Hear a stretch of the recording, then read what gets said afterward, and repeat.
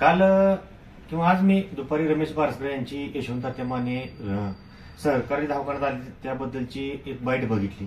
त्यांचं म्हणणं होतं की ते अनगरला जायच्या ऐवजी मोहोळ रुग्णालयात कसे आले.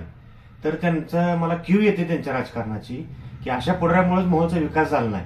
आज पहिल्यांदा मोहोळ तालुक्यात, मोहोळ तालुका सोडून मोहोळ शहरात एवढा मोठा निधी येतोय. आपल्या प्रशासकीय इमारतीला 36 कोटी तात्याने आणले. उपजिल्हा रुग्णालयाचा इतक्या दिवसाचा प्रश्न तुम्ही स्वतः प्रदेश अध्यक्ष म्हणून सांगताय, एवढे मोठे नेते म्हणून सांगताय, आणि तुम्हाला हा प्रश्न मिटवता आला नाही. तो यशवंत तात्याने मिटवला. बिल्डिंगसाठी 30 कोटीच्या वर निधी आणलाय, तो तुम्हाला दिसत नाही. आणि उठलं की सुटलं अनगरचाच निधी दिसतोय.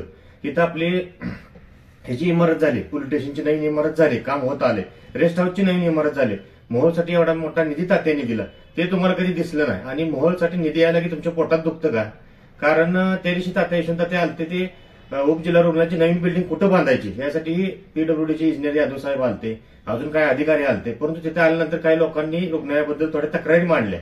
तक्रारी मांडल्यानंतर तात्याने तो बिल्डिंग बघायचा प्रोग्राम जरा बाजूला ठेवून सगळ्या अडचणी समजून घेतल्या आणि अधिकाऱ्यांना समजावून सांगितलं की असं काम करू नका, लोकांना त्रास होईल असं काम करू नका. एवढं चांगलं काम यशवंत तात्या करत असताना, आमदार राजन पाटील यांच्या नेतृत्वाखाली काम करत असताना तुम्ही अशी टीका करून मोहोळसाठी तुम्ही वातावरण बिघडवत आहात. मोहोळ शहराचा विकास तुम्हालाच नको आहे का? तुम्ही इतके दिवस मोहोळचे नेता आहे, 20-20 वर्ष झाली, तुम्ही मोहोळसाठी काय केलं हे तुम्हाला सांगता येत नाही म्हणून सारखं काहीतरी अशा चुकीच्या बाहेर तुम्ही देताय. ह्याच्या पुढे तुम्हाला आम्ही वारंवार सांगतोय, अजून पण सांगतोय की टीका करण्यापेक्षा विकासाकडे लक्ष द्या आणि मोहोळचा शहराचा विकास कसा होईल हे तुम्ही बघा. असे फालतू कमेंट करून लोकांची करमणूक करू नका. चालेल, उपजिल्हा रुग्णालय मंजूर झाले हे सगळ्याला पेपर आउट आहे.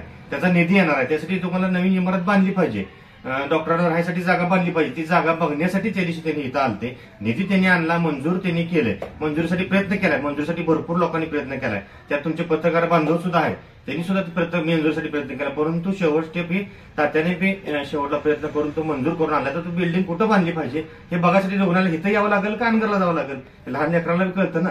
मोहोळ उपजिल्हा रुग्णालयाची बिल्डिंग मोहोळमध्ये बांधायची, मग काय अनगरला जायचं का? असे बालिश वक्तव्य करतात नेहमी ते. असे बालिश वक्तव्य त्यांना शोभत नाहीत, बुद्धीच्या हिशोबाने त्यांना शोभत नाहीत. ते स्वतःला प्रदेशाचे नेते म्हणतात, पवार साहेबांसारख्या गटाचे काम करतात आणि असे बालिशपणाची वक्तव्य करून जनतेची पूर्ण दिशाभूल करतात. त्यांचा भ्रष्टाचार झाकण्यासाठीच हे सगळं आहे.